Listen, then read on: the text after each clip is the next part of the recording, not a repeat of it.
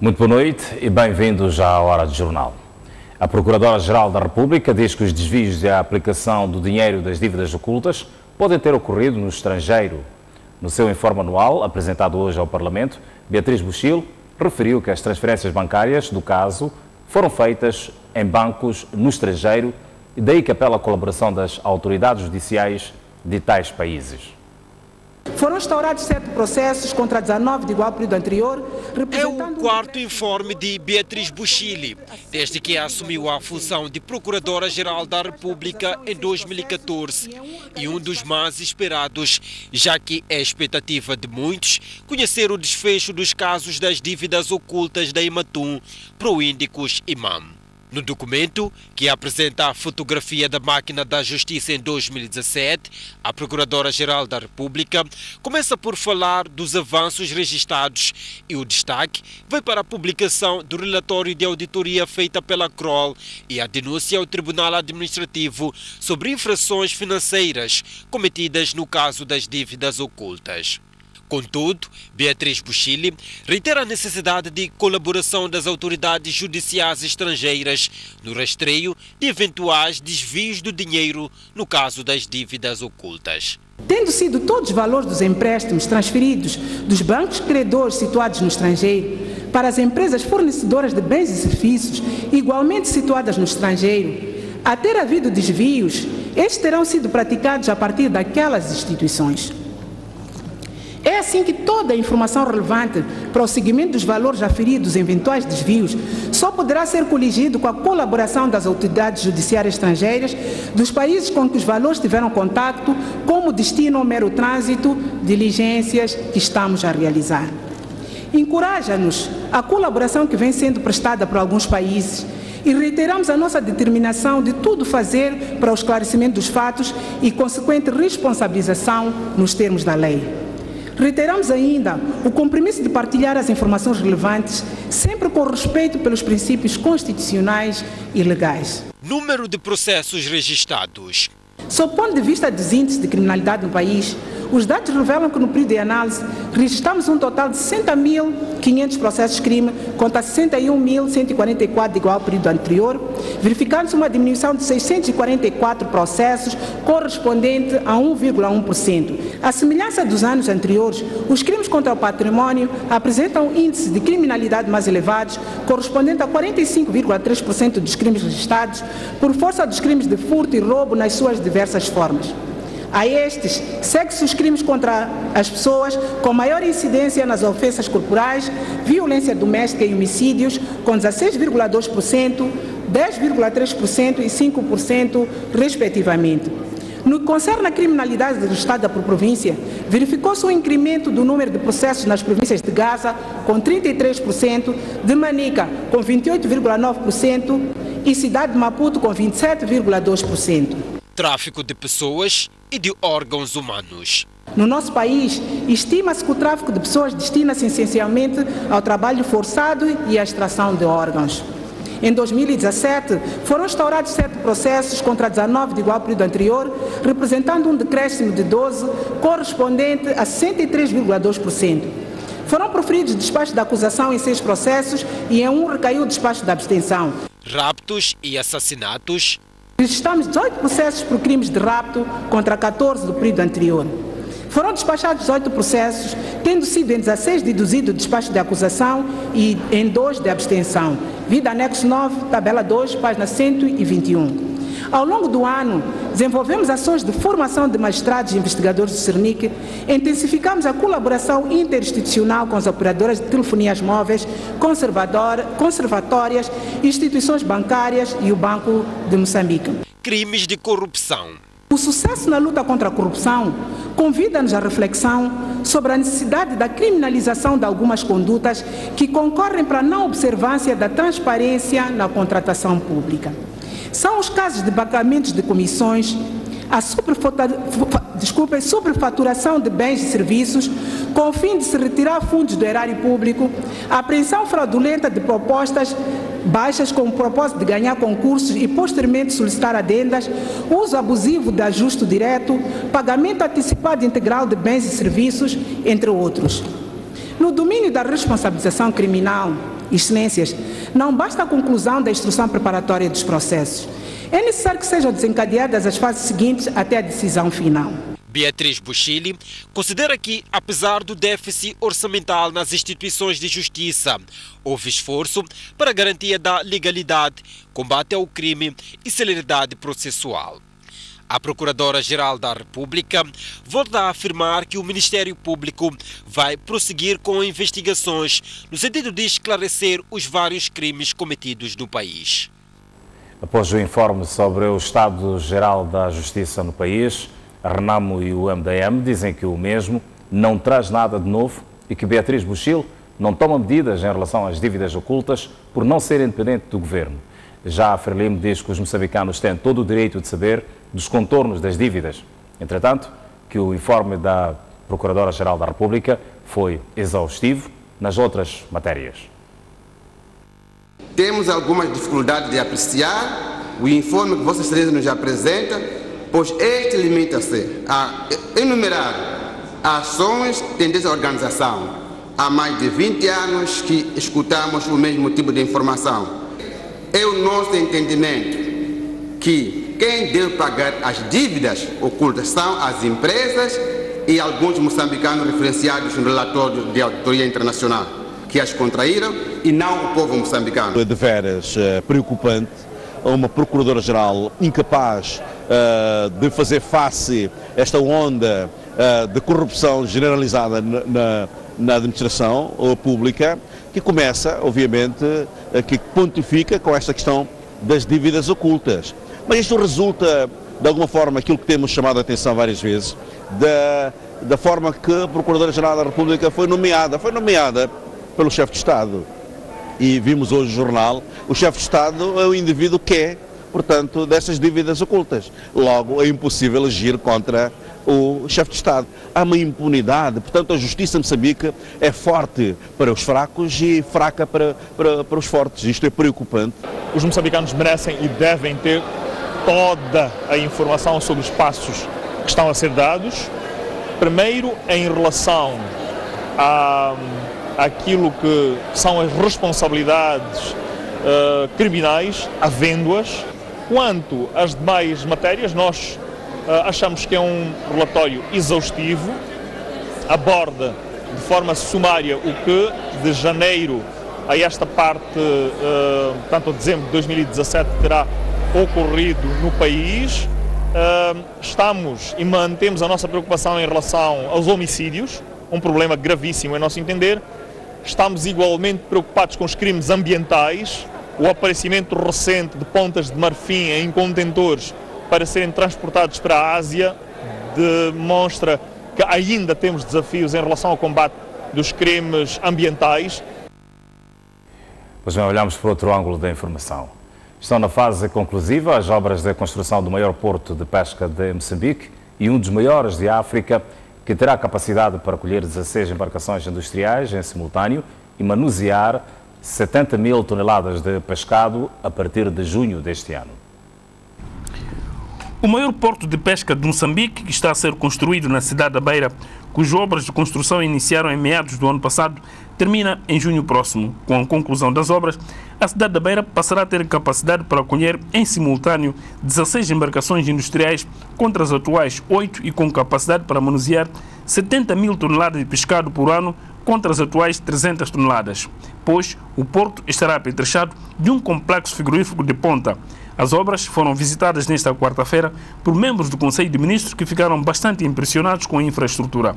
Todo o peixe que daqui sair vai para os mercados internacionais. Portanto, é uma infraestrutura que eu estou firme, que é uma infraestrutura que auto-se paga. Portanto, a partir da exportação, a partir da venda do mercado interno, que num futuro muito próximo a nossa pesca ganha economia de escala. Para Regendra de Souza, este porto de pesca será uma mais-valia para a economia nacional. Absolutamente, em todos os domínios. No emprego, como te expliquei, mais barcos, mais marinheiros, mais trabalhadores para tratamento do peixe ele próprio e depois é a receita das exportações, é divisas. mas vocês em casa também comem atum. Então também é receita na moeda local. As obras do Porto de Pesca da Beira estão avaliadas em cerca de 120 milhões de dólares desembolsados pelo governo da China e, de acordo com o fiscal desta infraestrutura, as mesmas já atingiram 97% de execução. Os membros do Conselho de Ministros estão em Sofala, onde deverão visitar vários distritos para fazer o acompanhamento da implementação das atividades da campanha agrária, pesqueira e comercialização agrícola. Assinala-se hoje o Dia Mundial do Combate à Malária. Em Moçambique, registrou-se um aumento de 17% dos casos em 2017 em relação ao ano de 2016. A malária continua a ser uma das principais causas de mortalidade no país, apesar das ações de combate da doença desencadeadas pelo setor da saúde.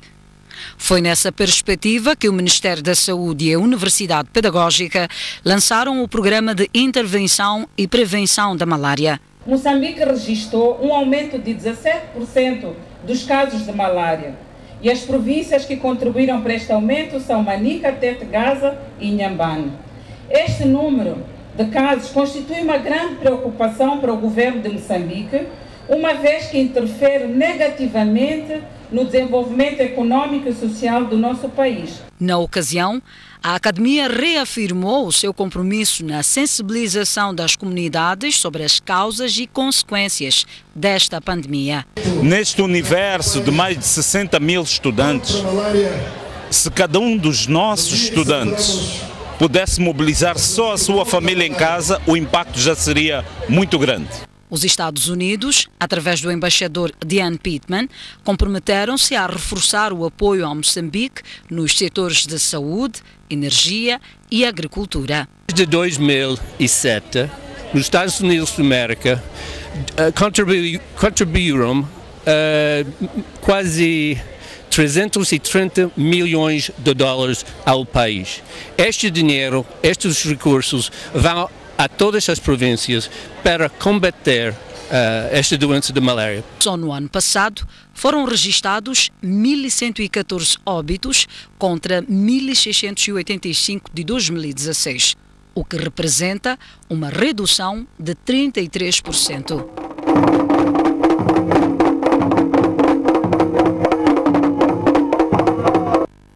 Produtores e importadores de bebidas alcoólicas dizem que os custos de selagem de cervejas e outras bebidas de consumo imediato vão reduzir a produção e as receitas fiscais do Estado. Já a autoridade tributária diz que a experiência mostra o contrário, ou seja, os impostos cobrados estão a aumentar com a introdução do selo nos vinhos e nas bebidas espirituosas. Em 2016 foi aprovado um diploma ministerial que impõe a obrigatoriedade de selagem de bebidas alcoólicas em circulação em Moçambique, com o objetivo de combater o contrabando destas e garantir a arrecadação de mais receitas fiscais para os cofres do Estado. Sucede, porém, que não está a haver consenso para que esta medida abranja a cerveja. É que a Associação dos Produtores e Importadores de Bebidas Alcoólicas convocou a imprensa para informar que está contra a obrigação de selagem de cervejas e alerta que o Estado pode perder por ano 3 mil milhões de meticais de impostos por causa da medida. O que é que os operadores irão fazer? Irão acrescer aquele custo ao produto final. Esta cerveja, que hoje custa um X, amanhã, com a selagem, irá custar um Y, mais elevado ou mais caro. Vendendo menos, acabam pagando menos de ICE, ou seja, menos de impostos. No entanto, a associação diz que a medida é bem-vinda para os vinhos e bebidas espirituosas, mas na cerveja e bebidas de pronto consumo vai forçar aumento de preços de venda. A indústria de espirituosos e a indústria de vinhos trabalha com equipamentos e num processo de produtivo de velocidades inferiores que permite o ajuste e a implementação de um sistema de selagem ou qualquer outro de rotulagem adicional dentro das suas linhas. Logo a seguir a conferência de imprensa, a Autoridade Tributária de Moçambique chamou os jornalistas para reagir, tendo afirmado que o posicionamento da associação é infundado. Ao combater a fuga ao fisco, estamos a dizer que os produtos que neste momento não estão a ser tributados passarão a ser tributados. E como é que o resultado pode ser a redução portanto, das receitas. A autoridade tributária de Moçambique diz ainda que os produtores de cerveja não devem determinar a forma de controlo dos produtos. Relativamente aos vinhos, de 2016 para 2017 crescemos em 86%. Isso em relação aos vinhos. Em relação ao tabaco, crescemos 24%. Neste momento, a autoridade tributária está à espera da aprovação de uma lei específica que obriga a selagem de cervejas. 30% da energia elétrica produzida em Moçambique é com base no gás natural produzido em Mpande e Temane, na província de Inhambane. A cota da contribuição na produção poderá subir para 50% em 2022, com a entrada em operação de projetos de liquefação de gás da bacia do Rovuma.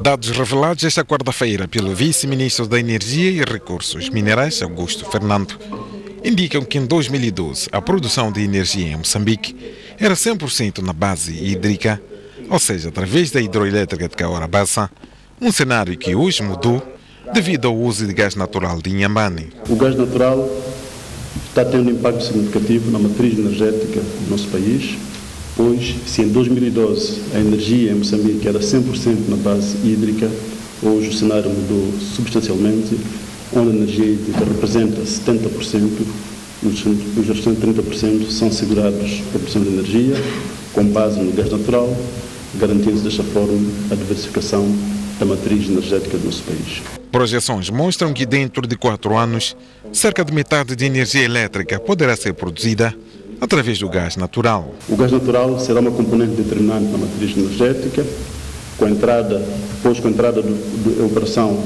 da Central Térmica Maputo ainda este ano com 100 MW e a Central Térmica de Temane com 400 MW em 2022,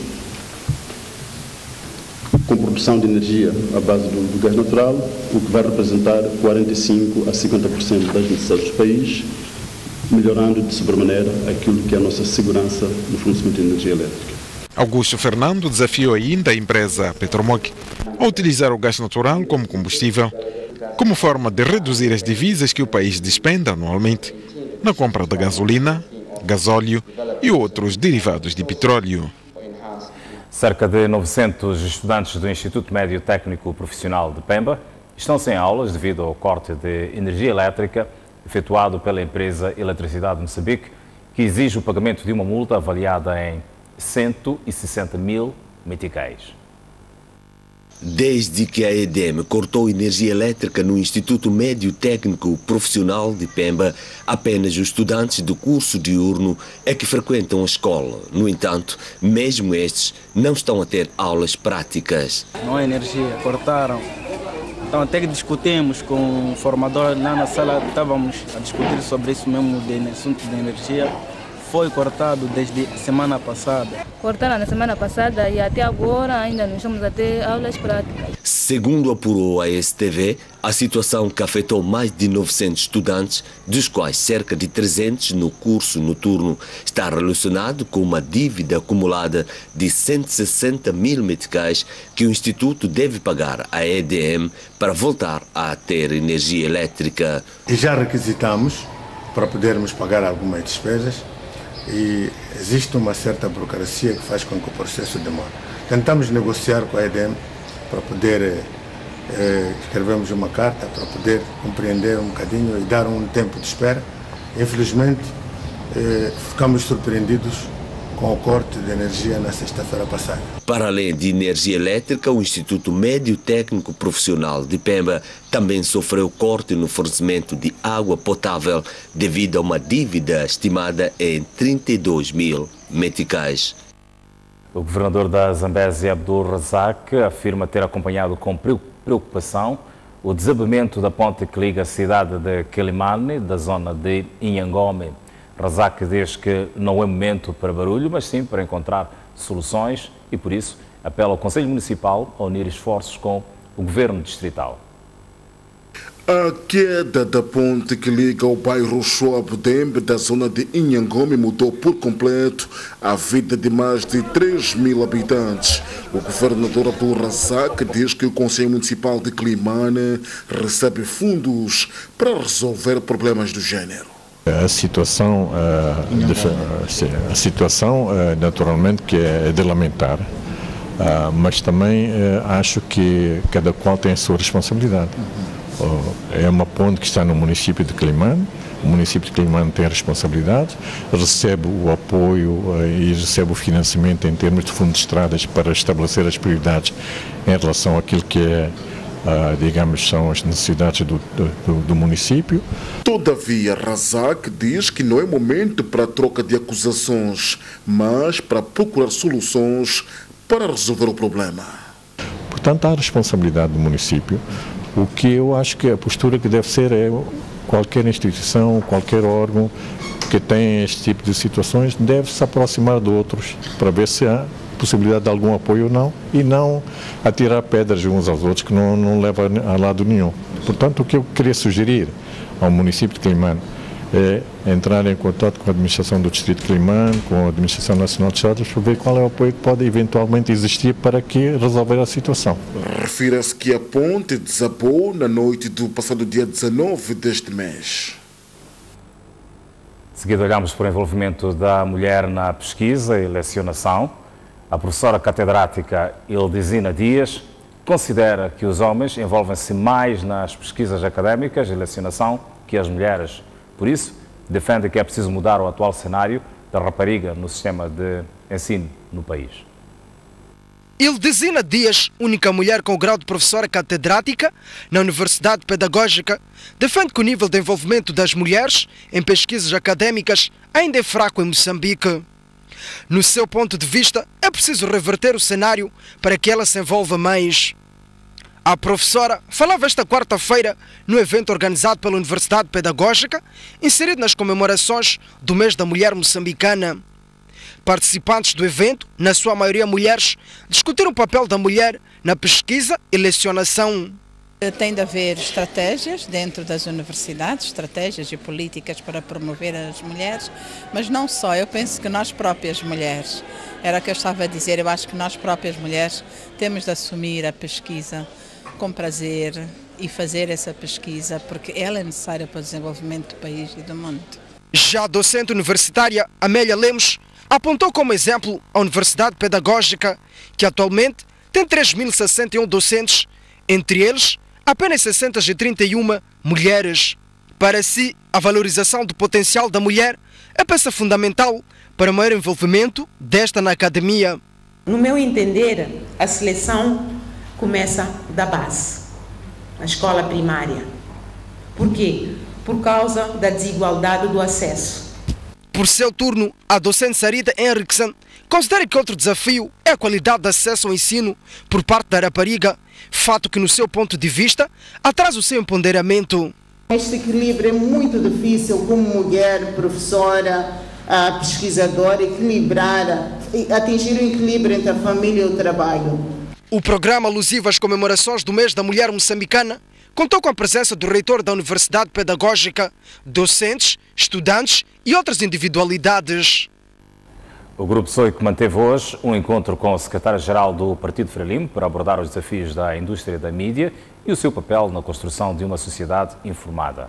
Na ocasião, as partes destacaram a importância da cooperação entre a imprensa e os partidos políticos. A delegação da SOIC foi recebida pelo secretário-geral da Frelimo para um encontro que durou pouco mais de 1 hora. Na ocasião, a SOIC abordou os desafios da indústria de mídia no contexto das novas tecnologias de informação e comunicação, e Roque Silva enalteceu a importância do encontro como uma oportunidade para melhor compreensão do papel da imprensa na construção de uma agenda para o desenvolvimento.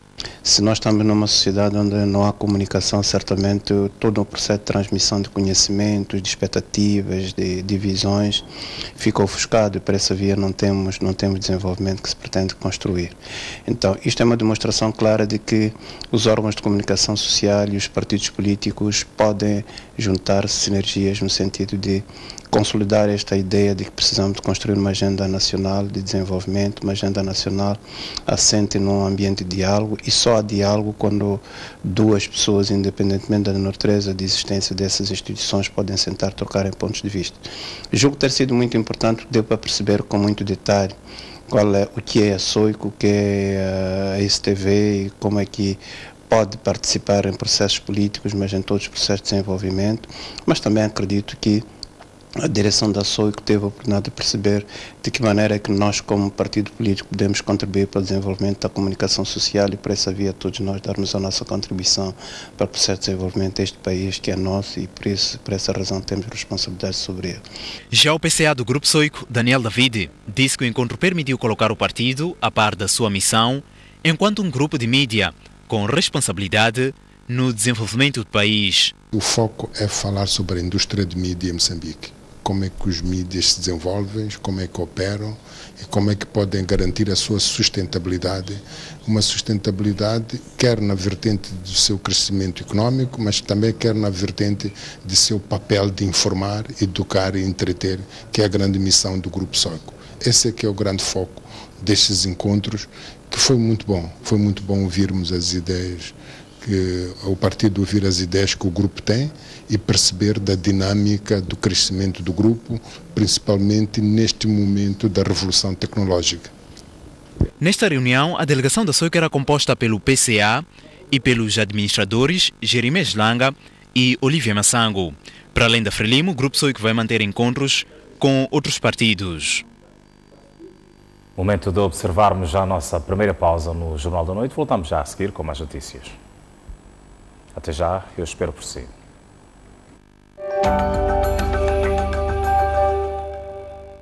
Caro cidadão, decore até o próximo dia 17 de maio o processo de recenseamento para as eleições autárquicas. Se tem 18 anos ou mais, ou se os completa até 10 de outubro de 2018, dirija-se ao posto de recenseamento mais próximo da sua residência e obtenha o seu cartão de eleitor.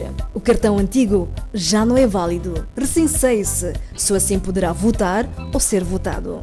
O teu voto conta, por eleições livres, justas e transparentes.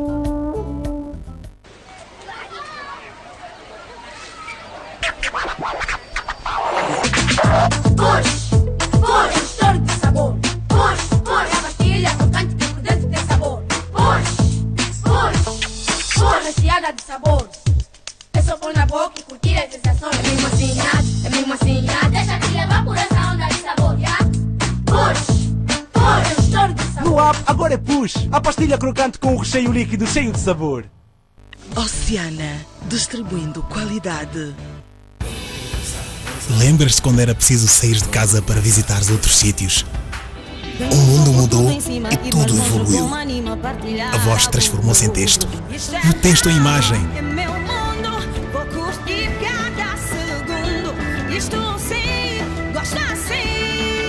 O dinheiro ganhou novas formas. Tudo isto já foi coisa do futuro, assim como os hologramas.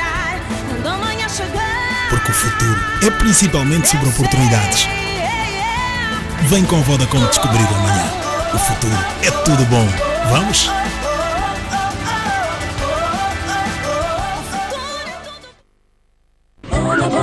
Bonabon, é mesmo bom de verdade. Bonabon, é um carinho pra dar.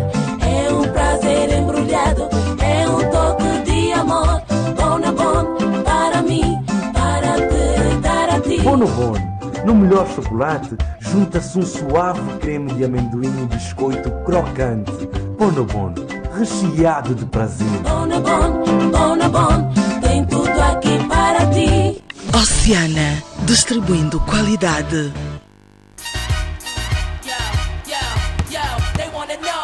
O melhor do basquetebol joga-se aqui na STV. Nesta sexta-feira, assista ao jogo da Taça Maputo, quarta jornada em séniores femininos.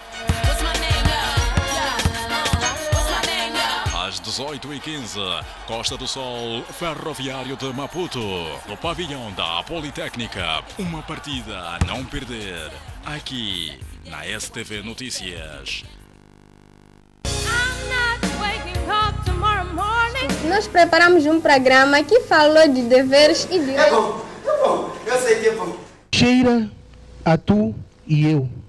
A voz é uma das principais ferramentas que as pessoas têm para se expressar. O seu uso é um comportamento diário e, por vezes, inconsciente.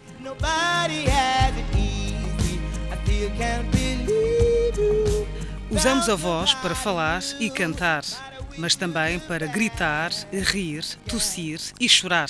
E é em meio a esse uso tão natural da voz que podem surgir problemas. Cumpri o tratamento num período de 15 dias, retomei, fui... Sidónia é docente há 7 anos e há 5 anos lhe foi diagnosticado um problema nas cordas vocais.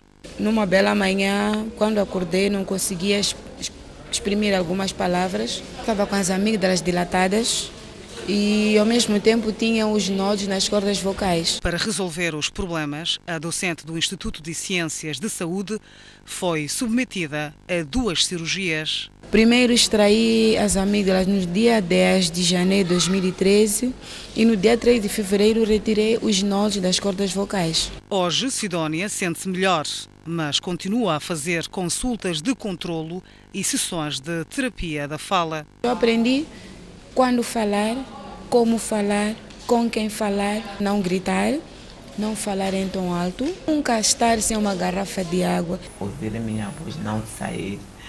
Não. Quem também faz sessões de terapia da fala é a Amélia.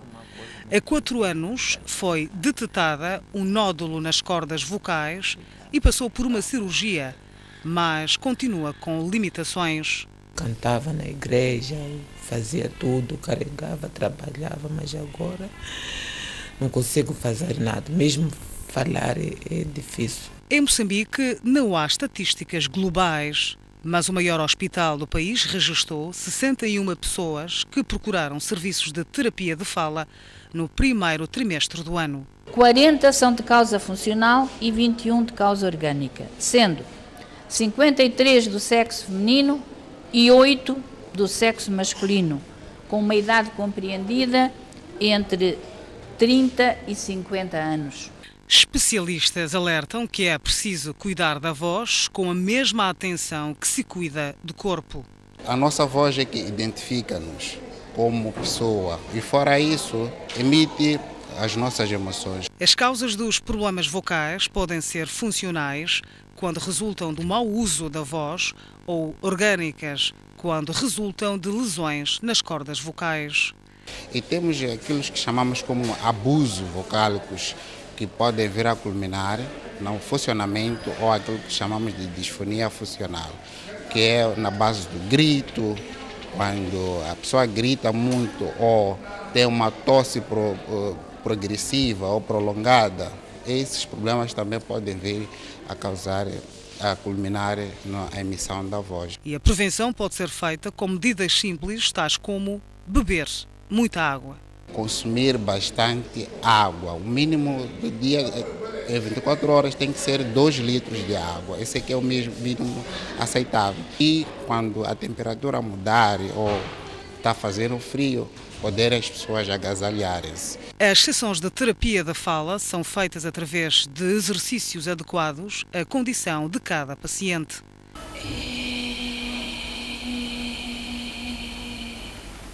Puxa o ar, enche a barriga com ar, primeiro.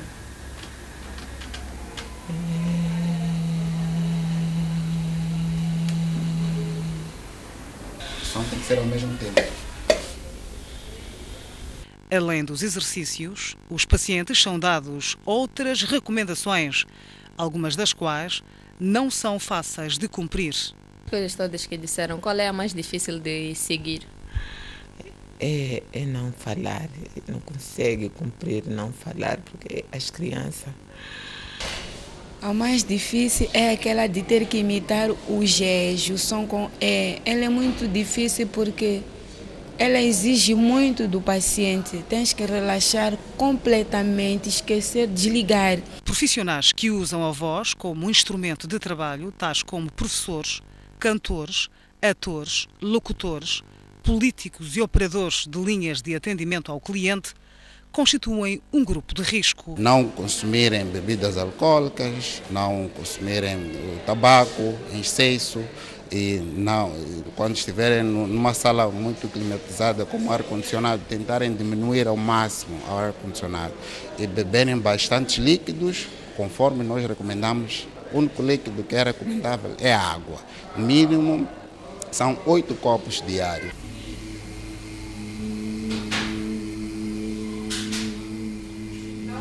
A terapia vocal funciona também como prevenção de doenças, a partir de um exercício que consiste na repetição das vogais A, I e U. É possível preparar a voz antes do seu uso.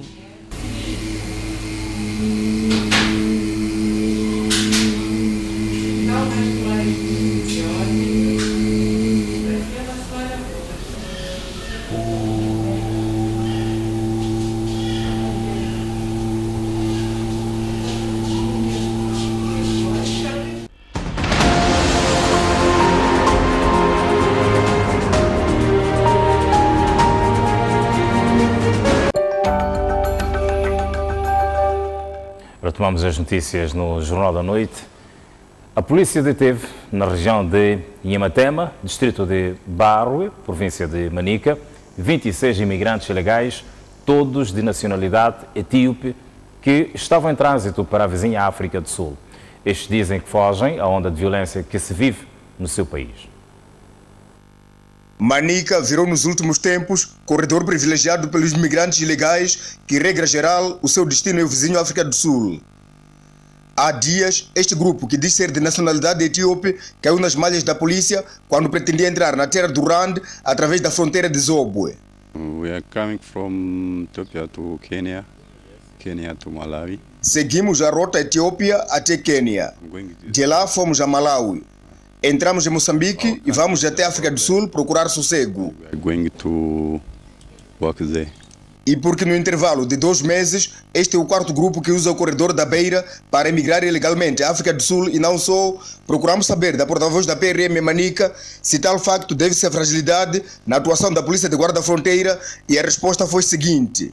Deve ficar claro que ainda que haja o controle, independente da matéria que seja, o controle visa, sobretudo, garantir a normalidade. Visa garantir que haja esta normalidade, mas não significa que aqui no percurso não poderão haver sobressaltos, mas são sobressaltos que, sem dúvida, não tiram o mérito do trabalho que está a ser feito ao nível das nossas fronteiras. Capacitar a mão de obra, investir em infraestruturas existentes e transformá-las em funcionamento são os maiores desafios do Porto de Maputo. A informação foi revelada ontem pelo diretor executivo, que falava no concerto alusivo à celebração dos 15 anos da Sociedade do Porto de Desenvolvimento de Maputo.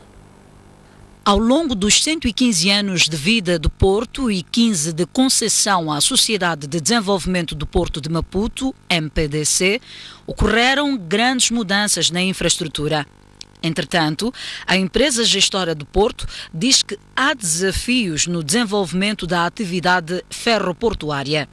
São desafios normais de crescimento, tem a ver com a necessidade de capacitar a nossa mão de obra, fazer investimentos em infraestrutura num porto que existe e ao mesmo tempo mantê-lo em funcionamento. Mas são desafios que nos mantêm com alguma energia e vontade de mais fazer. O MPDC tem em vista projetos de reabilitação dos cais no Porto de Maputo.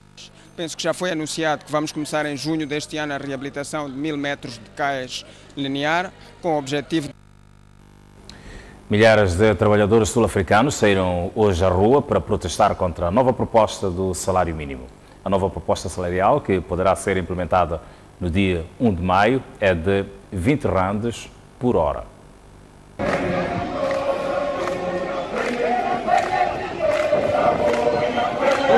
Trabalhadores sul-africanos mostram-se descontentes com o novo aumento do salário mínimo, estimado em 20 randes por hora.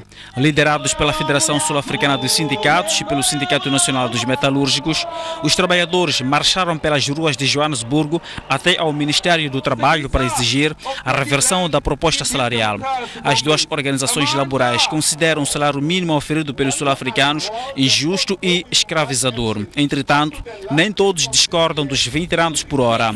O Congresso dos Sindicatos Sul-Africanos, que não tomou parte dos protestos, defende que o novo salário mínimo é já um passo para reduzir a instabilidade e desigualdade salarial entre os sul-africanos. Os protestos colocam o novo presidente sul-africano, Cyril Ramaphosa, sob pressão que, em menos de uma semana, já presenciou 2 grandes manifestações públicas. Ainda no plano das notícias do estrangeiro, o governo do Israel desistiu do plano de deportar à força 37 mil migrantes africanos ilegais. O plano foi cancelado por não haver nenhum país interessado em receber mais migrantes. O plano de meses que visava deportar 37 mil migrantes africanos ilegais do Israel foi por água abaixo. O governo do primeiro-ministro israelita Benjamin Netanyahu não conseguiu nenhum acordo com países que pudessem receber milhares de africanos provenientes da Eritreia e do Sudão. A informação foi confirmada esta terça-feira pelo primeiro-ministro israelita, que prometeu reabrir mais centros de detenção, bem como continuar com mais programas voluntários de deportação. A Amnistia Internacional no Israel tem se manifestado contra medidas de deportação, principalmente num país fundado por migrantes judeus que por longos anos foram vítimas de perseguição política e social na Europa. O governo de Israel acusa os migrantes africanos de terem invadido a fronteira em busca de emprego. Por sua vez, os africanos alegam que estão a fugir à violência nos seus países de origem. Convido-lhe a mais uma breve pausa, mas antes a previsão do tempo para as próximas 24 horas. Maputo poderá ser a cidade mais quente do país. Uma máxima esperada de 34 graus Celsius, mínima de 19, 31 de máxima para Xai-Xai, 18 de mínima. Para Inhambane, uma máxima de 30 graus, mínima de 20. Beira poderá ter uma máxima de 30 graus Celsius, mínima de 21, 27 de máxima para Chimoio, 13 de mínima. Para Quelimane, máxima esperada de 29 graus Celsius, mínima de 21, e Tete, a previsão de 32 de máxima, 22 de mínima. Lixinga poderá ser a cidade mais fresca, com 25 de máxima esperada e uma mínima de 12 graus, 28 de máxima para Nampula, 19 de mínima, e para Pemba, a previsão de 31 de máxima, 20 de mínima.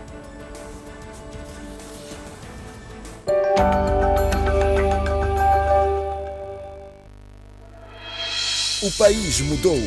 Temos um novo site, mais atual, hiper responsivo, super amigável e sempre interligado às redes sociais. Pode ter acesso à versão impressa do jornal no seu computador, tablet ou celular, bastando aceder à sua App Store e Play Store e fazer o download da aplicação.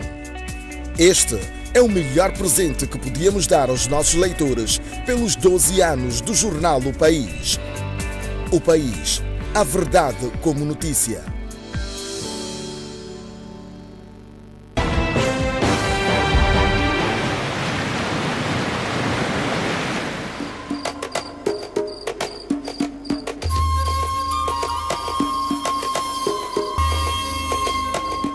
Na cidade de Pemba, a arte Maconde é uma grande atração para turistas. Aqui, a madeira toma várias expressões artísticas. Esse tipo de animal apanha num é um mato grande mesmo, mato fechado. Esse tipo de animal. E apanha também característica dessas cores. Logo mostra que é um mato fechado. As estâncias turísticas, a Praia do Wimbe, são um cartão de visita dessa cidade. São cerca de 75 estabelecimentos de alojamento, desde hotéis até lodges. O investimento turístico em Cabo Delgado é uma aposta. São 24 estabelecimentos em obras, que estão avaliados em cerca de 2 mil milhões de meticais. O nosso destino é a Ilha do Ibo, mas para lá chegar são horas de viagem. A nossa vista frontal via-se o crepúsculo vespertino. Era o cair dos últimos raios solares e o começo da noite. O cair da noite, a estrada sem iluminação e esburacada, obriga-nos a interromper a viagem.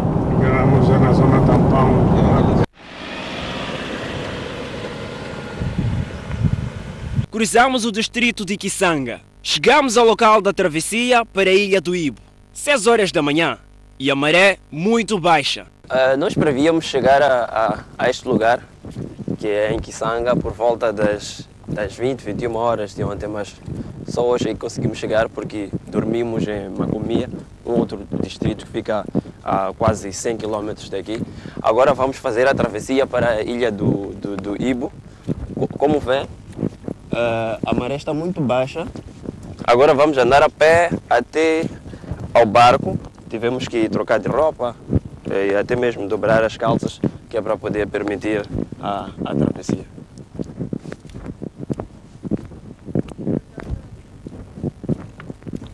A Ilha do Ibo é parte das 28 ilhas que compõem o arquipélago das Quirimbas.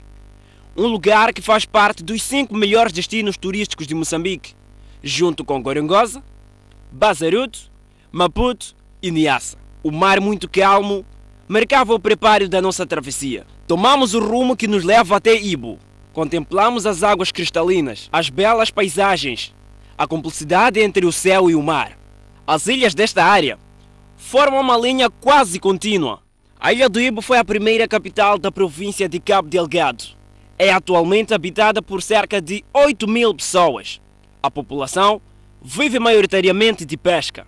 Uma outra atividade que data de séculos é a produção de café. Este residente do Ibo é produtor de café já há longos anos. Este é o café consumido nas instâncias turísticas que aqui existem. O turismo, quando vem um turista, procuraram saber o que é a história do café do Ibo e procurar saber a planta e assim a capacidade da produção. Até hoje já estamos com um número de 120 membros, contando com o posto de Quirimba. E já temos este ano aqui uma média de 6.500 plantas novas, que já estamos à espera da época chuvosa, pormos já no campo definitivo. Para o nosso espanto, este café é exportado anualmente para a Itália. Nós levamos nossos produtos para lá. Havia muita gente que trazia um café, mas o nosso café foi bem considerado porque eles perguntavam como nós estamos a tratar o café, se usamos produtos químicos, como não dizia que não, o nosso café. O café é simplesmente natural, é um café que nós já estamos a produzir normalmente por ano 2 vezes, se a chuva der bem. Não podemos 3 vezes como em outros países. E também quem aprovava dizia que este sabor é muito diferente do outro café, sabor é muito diferente do outro café. Então muita gente concorria ao café do Ibo. Desperta-nos a curiosidade de provar. E sim, é café puro e muito saboroso. O que há de biodiversidade também há de acervo histórico. A Ilha do Ibo é caracterizada por ter grandes edifícios rústicos que marcaram a era colonial. Este edifício é a Fortaleza do Ibo. Era aqui que eram presos os escravos e onde acontecia o comércio entre os portugueses e os árabes. Muitos outros edifícios ao longo da ilha marcaram ou são um marco da era colonial. Vamos agora conhecê-los a detalhe e passo a passo. Um lugar isolado durante séculos, remoto e afastado dos circuitos comerciais. A Fortaleza do Ibo guarda até hoje as marcas da era colonial, celas, canhões e escritas rupestres que testemunham a antiguidade. Uma igreja católica muito antiga, edifícios antigos que eram entrepostos comerciais fazem a guarda sobre as águas. Para entender melhor a história, conversamos com o régulo local, um dos mais velhos habitantes da ilha. Nos tempos existia aqui esses tribunais que estão em Pemba, saiu daqui para Pemba. Finanças, saiu daqui para Pemba. Na altura, não havia governador na altura, mas aqui houve essa personalidade chamada, não sei, intendente, é que respondia como governador. Era máximo na altura era distrito de Cabo Delgado, não era a província. Histórias fascinantes estão presentes nos habitantes e ruínas deste lugar. Algumas que datam do ano 1700, como esta cadeia, onde eram presos os escravos na era colonial. O comércio era a atividade dominante nesta região, que recebia pessoas de vários lugares. Era distrito de Cabo Delgado. E o que eu sei, e as pessoas vinham daqui, saíam do continente, ficavam aqui algum tempo e nunca mais voltavam. Até pessoa de Nhaça vinha aqui, troca de miçangas, não sei o que, com sal. Chegava aqui, trocava, deixava aquilo que eles traziam, nós dávamos sal e iam para a terra dele. E até alguns ficaram aqui, de vez não foram. Por isso, esta ilha é uma ilha que tem grande história. Segundo a Unesco, esta área tem potencial para ser considerado Patrimônio Mundial da Natureza. Damos seguimento às notícias no Jornal da Noite e agora olhar sobre o desporto. A Liga dos Campeões Europeus em Futebol, o Liverpool recebeu e venceu a AS Roma por 5-2, portanto ontem terça-feira, em jogo da primeira mão das meias finais da Liga dos Campeões Europeus. Este resultado deixa tudo em aberto para o jogo do dia 2 de maio.